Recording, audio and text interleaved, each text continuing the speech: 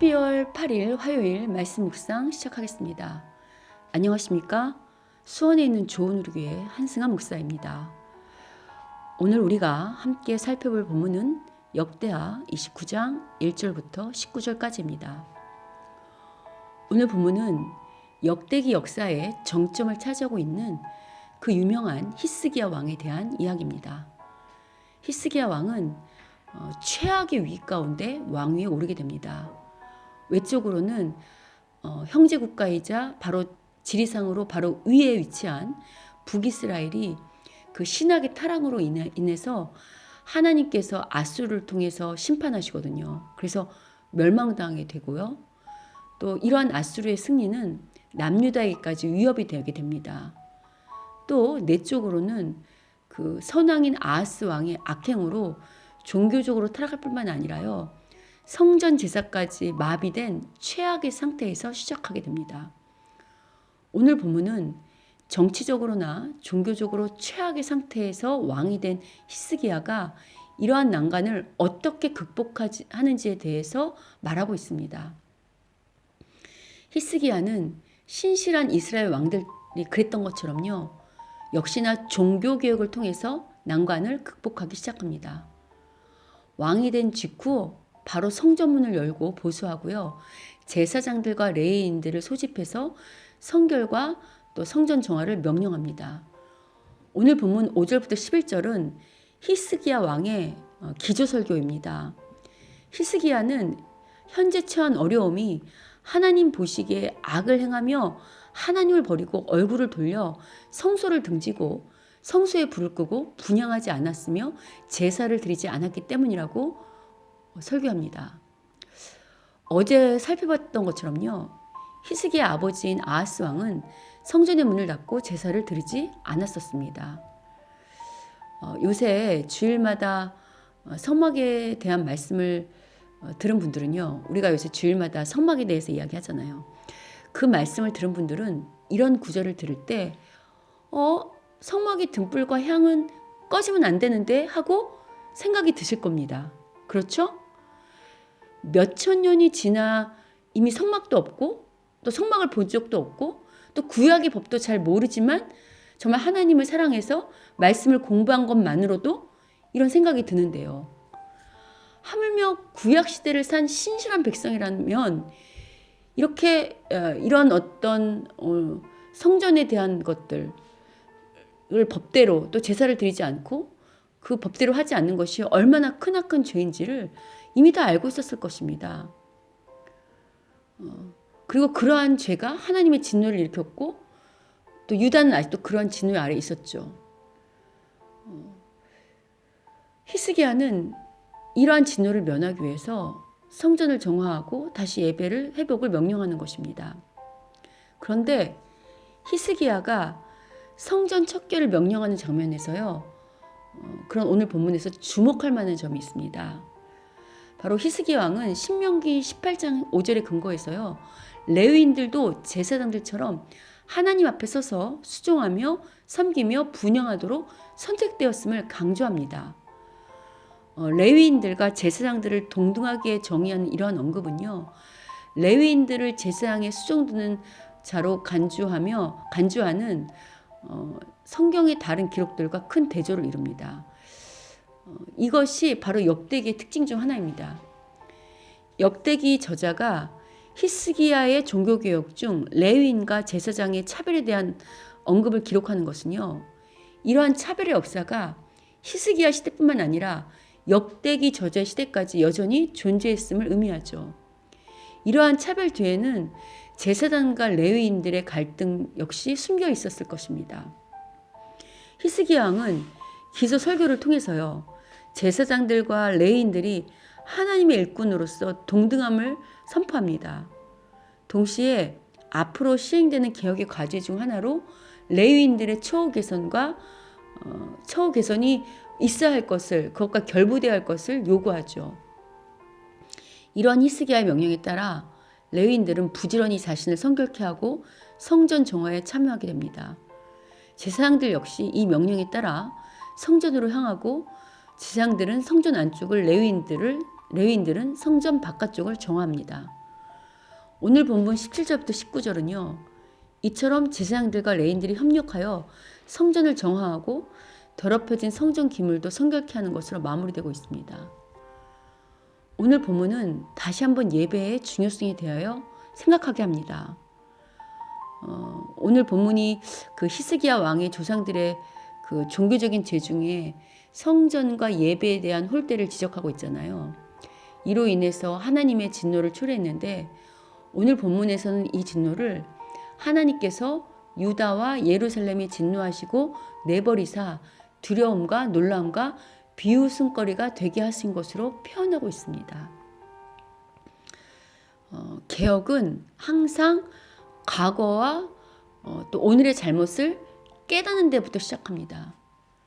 신앙뿐 아니라 세상의 성공의 비결 역시 잘못된 점과 혹은 부족한 부분을 보완하고 수정하는 데서 일어나게 되는 것 아닙니까? 무엇보다 신앙인이 자신의 내면 깊숙이 뿌리박힌 잘못까지 깨달을 수 있는 시간은요, 바로 예배 생활을 통해서입니다. 예배는 우리의 삶을 비춰주는 거울인 동시에 우리 삶의 근원입니다. 그래서 예배를 강조하는 거죠. 무엇보다 예배가 한 개인과 공동체의 운명을 결정할 정도로 중요하다면요. 오늘 본문의 히스기야 왕의 말처럼 성전 관리를 하는 제사장과 레위인들의 동역의 중요성은 아무리 강조해도 지나치지 않습니다. 오늘로 치면 이 제사장과 레위인들은 먼저는 저와 같은 목회자들과 또 교회 예배를 돕는 사역자들일 것입니다. 그러니까 우리 이런 목회자들과 사역자들의 가장 주된 업무는 예배가 잘 이루어지도록 성도를 돕는 것이고 또 그 성도들이 예배를 통해서 하나님의 역사를 경험하도록 하여서 기쁨을 주는 게 저희들의 사명이죠. 그러려면 먼저 저와 같은 사역자들끼리 서로 귀하게 여기고요. 또 협력해야 하고 차별이 일어나면 안 되죠. 그런데 의외로 이런 목회자들 사이에 차별과 또 갈등이 일어나는 것이 오늘 현실이죠. 그래서 히스기야가 이 두 그룹의 차별과 갈등을 해소하는 데 최선을 다한 것처럼 오늘도 이런 예배를 돕는 우리 목회자들이나 우리 사역자들이 먼저 또 꼭 목회자나 사역자가 아니어도 이 예배를 돕는 모든 이 사람들, 이런 사역자들이 서로가 신실하게 서로를 귀하게 여기고 또 차별이 없도록 최선을 다해야 할 것입니다. 그리고 오늘날 제사장과 레위는 단순히 저와 같은 목회자들 뿐만이 아니라 하나님의 말씀을 사모하고 하나님의 일을 신실하게 감당하는 모든 주의 백성들이라고 할 수 있잖아요. 그런데 믿는 그리스도인들조차 종종 사람을 차별하고 갈등을 야기시킬 때가 많다는 그것이 우리의 아픔이죠.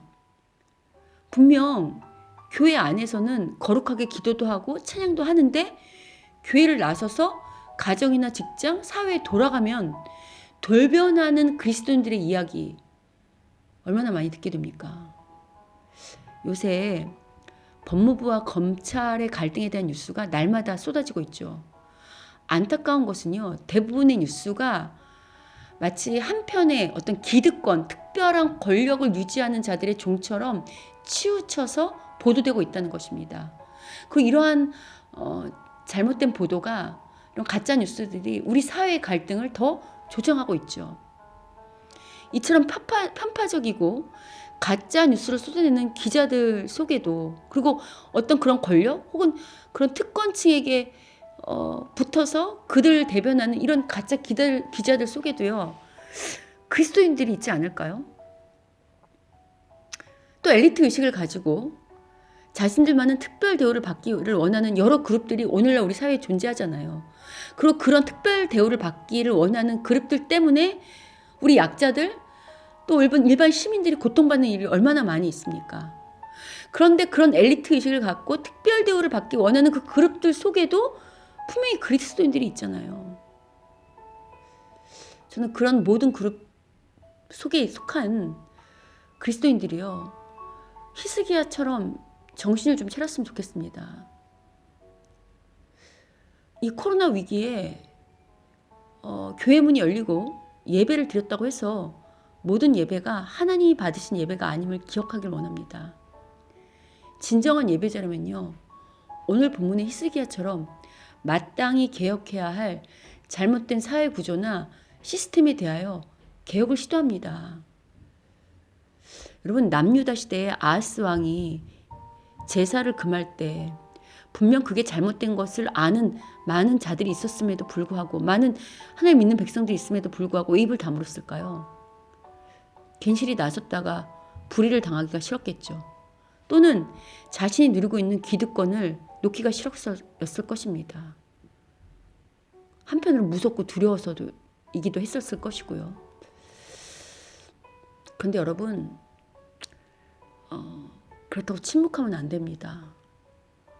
물론 이 말씀을 듣는 우리 대부분은 평범한 소심으로서 우리는 뭐 대통령도 아니고 정치인도 또 유명 기업인도 아닌데 우리가 침묵하지 않는다고, 우리가 그런 걸 안다고 해서 뭘 할 수 있을까라고 생각할 수 있는데요.